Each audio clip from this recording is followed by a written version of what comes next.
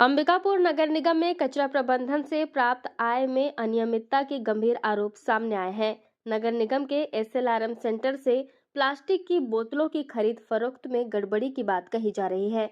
शहर में संचालित प्लास्टिक कचरे को निगम द्वारा आय का स्रोत बनाया गया है, लेकिन इस आय में सेंधमारी की शिकायतें लगातार बढ़ रही हैं। आरोप है कि बाहरी व्यक्ति रमाशंकर विश्वकर्मा एसएलआरएम सेंटर से प्लास्टिक की बोतलें खरीदकर उन्हें राज्य के बाहर उच्च कीमतों पर भेज रहे हैं, जबकि निगम में रिसाइकलिंग के लिए ग्राम केशवपुर हर्रा टिकरा में एक आधुनिक प्लांट स्थापित किया गया है। फिर भी अनाधिकृत रूप से बड़ी मात्रा में बोतलों को प्रेस करके बंडल तैयार कर बाहर भेजा जा रहा है।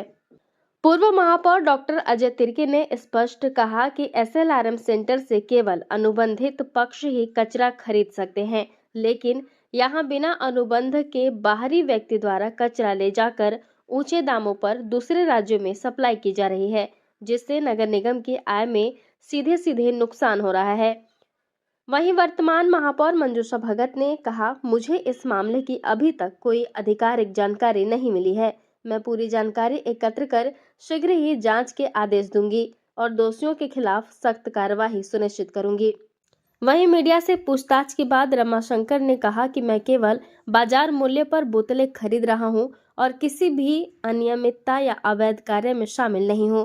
मेरा काम सिर्फ कचरा माल इकट्ठा करना है और मैं सभी आवश्यक दस्तावेजों के साथ ही व्यापार करता हूं। यदि किसी को कोई संदेह है तो वह प्रशासन से संपर्क कर सकता है।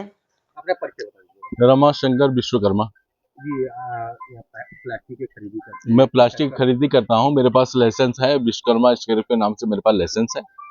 मैं मैक्सिमम सेंटर का काम करता हूँ। सेंटर का पानी बोतल मेरे पास मैक्सिमम आती है।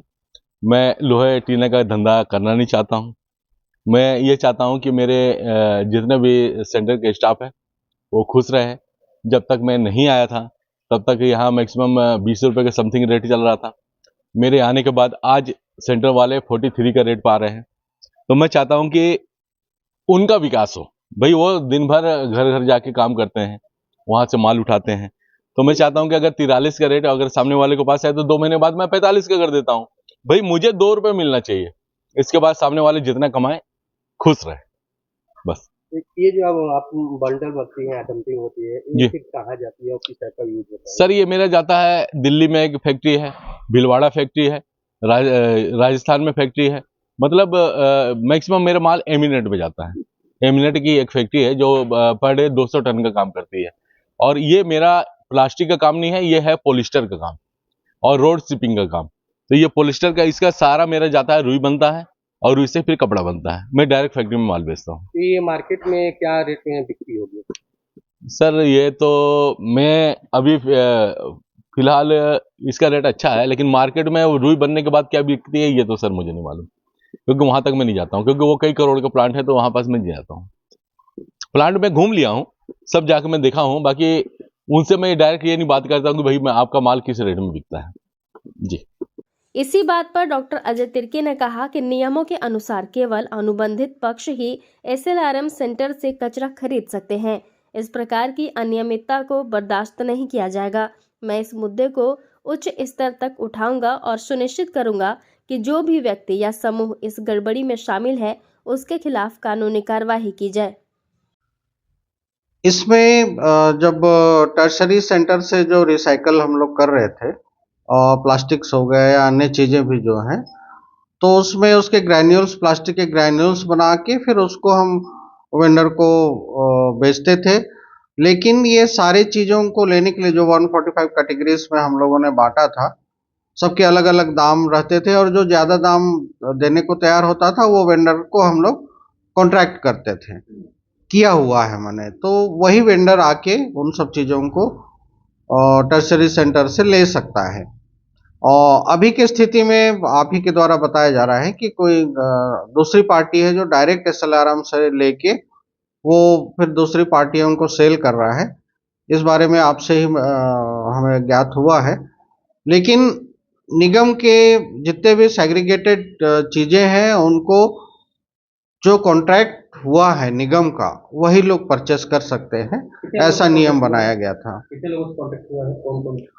अब इसमें अलग अलग कैटेगरी था, तो 5-6 लोग थे जो कि इसके लिए तैयार हुए थे, और वही शुरू से ही 15-16 से ही हमने जो कॉन्ट्रैक्ट किया था वही लोग शुरू से ही काम कर रहे हैं। नहीं, बिल्कुल नहीं, क्योंकि वही पैसा फिर रिटर्न अपने सहकारी समिति जो बनी हुई है उसमें आता है, और उसी से फिर हम लोग और जो डिफरेंस अमाउंट और तनख्वाह की बात होती है या फिर मेंटेनेंस की बात होती है उसी से किया जाता है। तो अगर ऐसा हो रहा है तो सीधे सीधे निगम की आय में सेंध मारी। अगर ऐसी बात है तो निश्चित तौर पे कि लोगों ने देखेगा इससे इतना अर्न है, तो लोगों ने उस पर भी अपनी दखलंदाजी शुरू कर दी है, और इस तरीके की बात अगर सामने आई है तो लेकिन कॉन्ट्रैक्ट जिनका निगम से है वही कर सकता है। इसमें बिल्कुल कड़ाई से पता करने की जरूरत है, कहीं ऐसा तो नहीं एसएलआरएम सेंटर से जितने भी कलेक्शन है वो कहीं डायरेक्ट तो सेल नहीं किए जा रहे हैं इस पे, और ये सोचनीय बात है अगर आपके द्वारा आया है तो इस पे अच्छे से जांच करके इस पे कड़ाई से जो नियम बना हुआ है उसी पे काम करने की जरूरत है।